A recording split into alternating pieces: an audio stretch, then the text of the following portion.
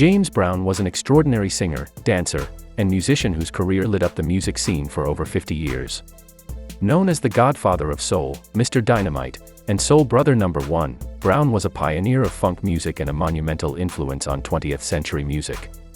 His journey kicked off as a gospel singer in Georgia, but he shot to fame in the mid-50s as the dynamic frontman of the famous Flames, a rhythm and blues group renowned for their electrifying performances.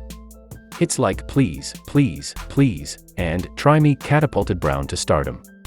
The 1960s marked the peak of Brown's success with the legendary live album, Live at the Apollo, and chart toppers like Papa's Got a Brand New Bag, I Got You, I Feel Good, and It's a Man's World. By the late 60s, Brown was not just a star but a trailblazer. He revolutionized music by shifting away from traditional blues and gospel, creating a new, rhythm-driven sound known as funk. His iconic band, the JBs, helped produce unforgettable anthems like Get Up, I Feel Like Being A, and The Payback. Brown also used his music to champion social issues, with tracks like Say It Loud, I'm Black and I'm Proud, becoming civil rights anthems. Brown's tireless performances earned him the title, the hardest working man in show business, and his chart success was astounding, with 17 #1 R&B singles. Although he never topped the Billboard Hot 100, he holds the record for the most entries without a #1 hit. His legacy was cemented with inductions into the Rock and Roll Hall of Fame, the Songwriters Hall of Fame, and the Rhythm and Blues Music Hall of Fame. How was his childhood alike? James Brown's life began humbly in 1933 in Barnwell, South Carolina, born in a small wooden shack to teenage parents. A mix-up on his birth certificate swapped his first and middle names, intended to be Joseph James Brown. Poverty marked his early years, moving from South Carolina to Augusta, Georgia, where he lived with his aunts in a brothel and a shared household. Despite his troubled family life, music was a constant source of comfort and ambition for Brown. By 1944, he was performing at Augusta's Lenox Theater, winning a talent show, and entertaining troops with his dancing skills. These early performances not only fueled his passion for the stage but also exposed him to legendary blues artists like Howlin' Wolf. Inspired by the energetic performances of Louis Jordan and the Timpani Five, Brown picked up the piano, guitar, and harmonica, setting the stage for his future stardom. Though he dabbled in boxing during his teenage years, music remained his true calling. At 16, a run-in with the law landed Brown in a juvenile detention center, where he formed a gospel quartet with fellow inmates, including Johnny Terry. Fate smiled on him when Bobby Byrd, impressed by Brown's talent, helped secure his early release. This marked the beginning of a lifelong musical partnership with Byrd. Brown wasted no time diving back into music, joining the gospel group the Ever-Ready Gospel Singers and later transitioning into rhythm and blues. His 3 wives and 10 children. James Brown's personal life was as tumultuous as his career was illustrious, marked by 3 marriages that each ended in strife. His first marriage was to Velma Warren in 1953, and they had a son together. Their union lasted until 1969, though they remained friends until Brown's death. In 1970, Brown married Deidre Jenkins, with whom he had 2 daughters. This marriage was plagued by allegations of domestic abuse, leading to their separation in 1974 and eventual divorce in 1981. His third marriage was to Adrienne Lois Rodriguez in 1984. This relationship was also fraught with public accusations of domestic violence, and although Rodriguez filed for divorce in 1988, they reconciled before her death in 1996. In 2002, Brown held a wedding ceremony with Tommy Ray Heine, but after his death, a South Carolina court ruled their marriage invalid. Brown's marital history is a testament to the complexities of his personal life, overshadowed by allegations and legal battles.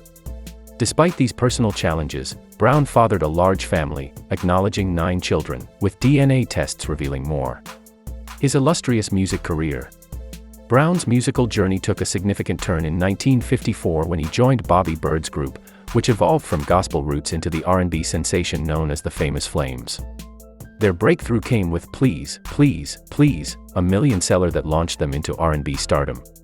Brown's relentless drive saw him taking control of his career, leading to numerous hits and legendary performances, including financing his iconic Live at the Apollo album. By the mid-60s, Brown had achieved massive success with Papa's Got a Brand New Bag and I Got You, I Feel Good, cementing his place in music history. He continued to innovate with the creation of funk, releasing groundbreaking tracks like Cold Sweat and Funky Drummer. Despite financial and lineup challenges in the early 70s, Brown's collaboration with the JBs produced some of the most enduring funk music. In the 1980s, Brown adapted to the changing musical landscape, incorporating elements of contemporary R&B and hip-hop into his sound. His 1985 single, Living in America, became a major hit, reaching number 4 on the Billboard Hot 100 and earning him a Grammy Award for Best Male R&B Vocal Performance.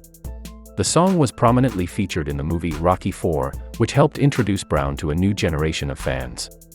Throughout the 1990s and early 2000s, Brown continued to release music and perform live, though he didn't achieve significant chart success with new singles. His influence, however, remained pervasive as his classic tracks were heavily sampled by hip-hop artists, keeping his sound relevant in modern music. Final days. Despite battling health issues, including undiagnosed type 2 diabetes and successfully overcoming prostate cancer in 2004, he remained committed to his relentless performance schedule. In late December 2006, after arriving late for a dental appointment in Atlanta, Brown looked unwell and was urged to seek immediate medical attention. He was admitted to Emory Crawford Long Memorial Hospital the next day and diagnosed with pneumonia. Despite canceling upcoming concerts, Brown held on to the hope of recovering in time for his New Year's Eve performances. Unfortunately, his condition deteriorated, and on Christmas Day 2006, James Brown passed away at the age of 73. The official cause of death was congestive heart failure due to complications from pneumonia, with his longtime manager, Charles Bobbitt, at his bedside. In 2019, some media outlets, including CNN, raised questions about the circumstances surrounding Brown's death.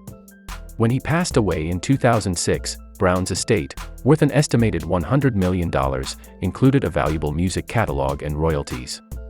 In a significant turn, his estate sold his music assets for about $90 million to Primary Wave, which helped settle long-standing disputes and fund scholarships for underprivileged children in South Carolina and Georgia. James Brown's legacy lives on through his music, his influence on countless artists, and his enduring spirit as one of the greatest performers of all time. Share your favorite memories of James Brown in the comments, subscribe for more, and don't forget to hit the bell for notifications.